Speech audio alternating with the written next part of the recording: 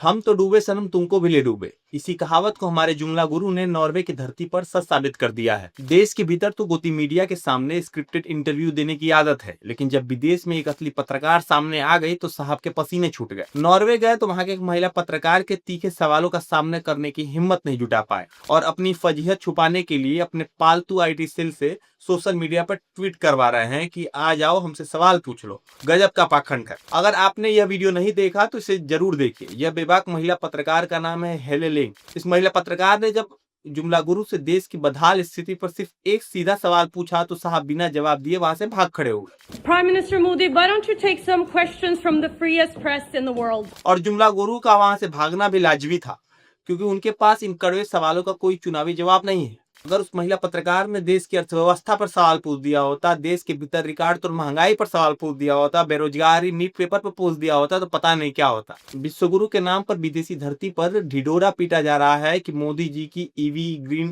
Climate और blue economy पर बड़ी बड़ी डील करने का। लेकिन हकीकत यह है कि जब देश संकट में है तब अपने मोदी जी विदेश दौरे पर मस्त है, और गए भी तो कम से कम अंतर्राष्ट्रीय मीडिया के सामने देश की गरिमा रखते हुए कुछ जवाब तो दे दिया होता। लेकिन बिना किसी स्क्रिप्ट के बोलना जुमला गुरु के बस की बात है ही नहीं। भाजपाइयों के पापा टेलीप्रॉम्प्टर देखकर भाषण देते हैं, लेकिन जब बात वास्तविक जवाबदेही की आती है तो मजबूत नेता का गुब्बारा फुस हो जाता है। जो प्रधानमंत्री अपने ही देश के ज्वलंत मुद्दों से मुंह चुराकर विदेशों में घूम रहा हो, वह कूटनीति के नाम पर सिर्फ एक नया जुमला गढ़ रहा है।